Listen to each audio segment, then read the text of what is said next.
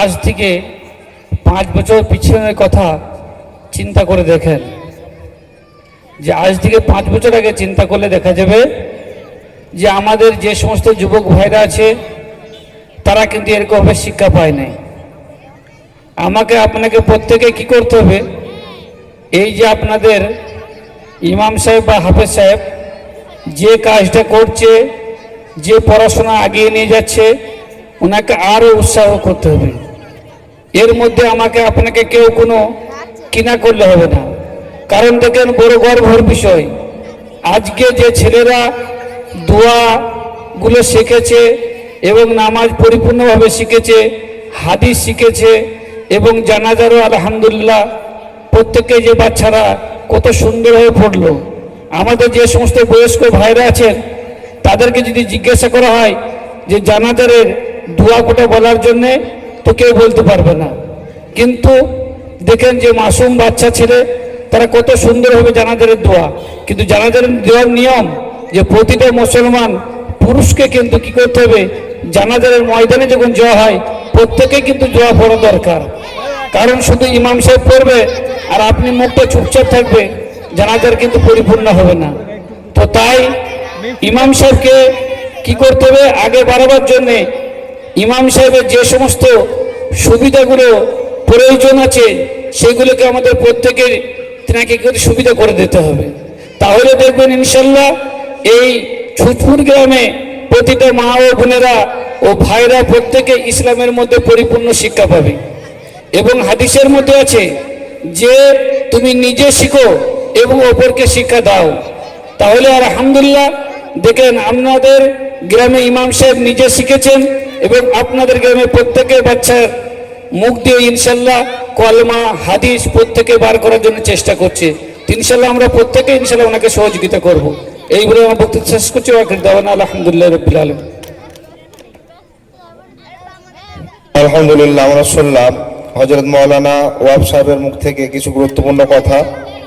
এখন আমি আজকের এই প্রোগ্রাম সম্পর্কে কথা রাখার জন্য আপনাদের এই গ্রামের মসজিদের মোতাল্লি সাহেব ওনাকে ডাকবো। উনি মিনিট 5 কথা ইনশাআল্লাহ আপনাদের সামনে রাখবেন।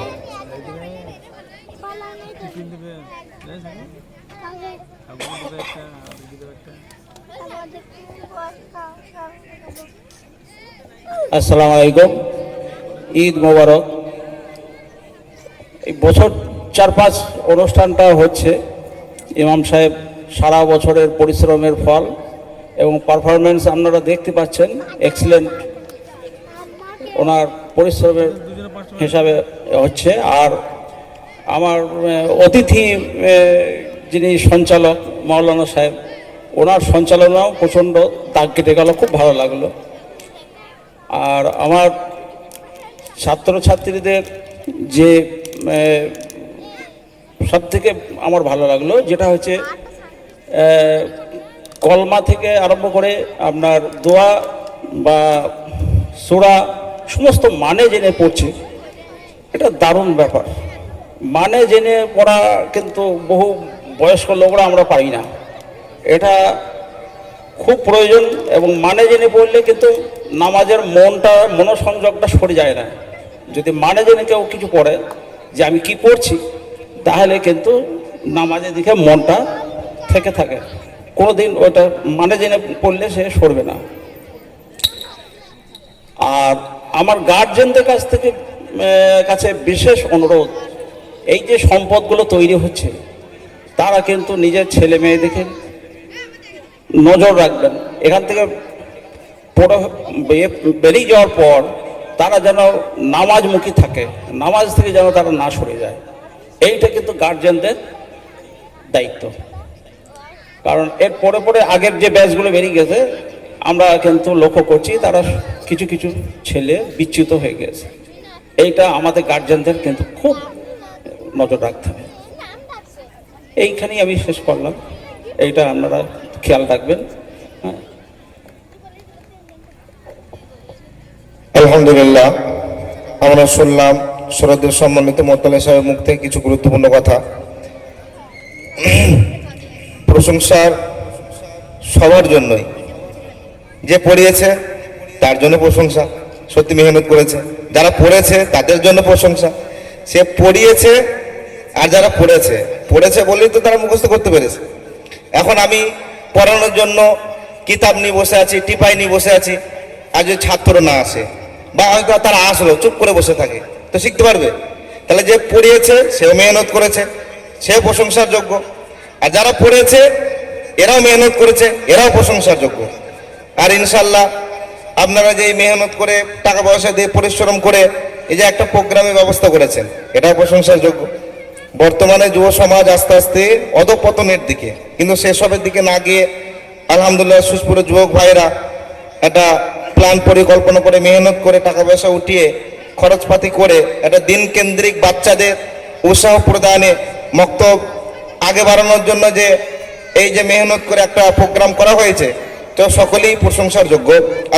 আল্লাহ তাবারক তাআলা সকলকে দিনের জন্য কবুল করে নেন, সকল বলে আল্লাহুম্মা আমিন। এখন প্রাইজ বিতরণ হবে, তারপরে আমাদের শ্রদ্ধেয় সম্মানিত গোয়ালদি মাদ্রাসার হেড মৌলানা সাহেব, মৌলানা সিদ্দিক সাহেব, উনি 5 মিনিট কথা রাখবেন, দিয়ে দোয়া হয়ে যাবে ইনশাল্লাহ। তো রমজানের আগে পরীক্ষা হয়েছিল, গত 2 বছর রমজান মাসে পরীক্ষা হয়েছিল, কিন্তু রমজান মাসে পরীক্ষা হওয়াটা খুব কষ্টকর হচ্ছিল।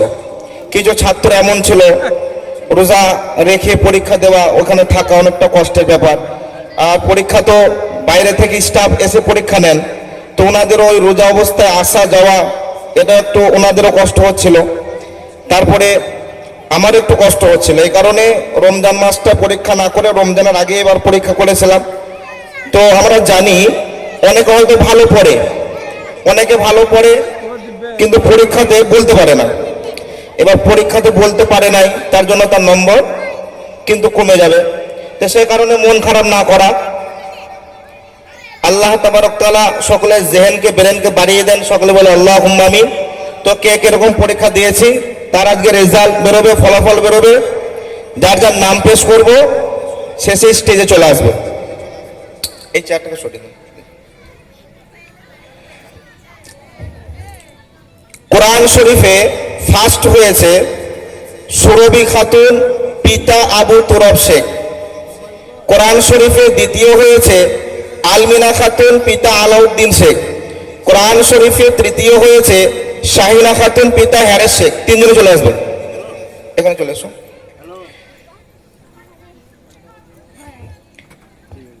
এই বাচ্চাদের হাতে ফার্স্ট প্রাইজ তুলে দেবে একজন কমিটির ছেলে, একজন এসো ধরিয়ে দেবে, 1 2 3, এখানে একদম সামনে থাকো।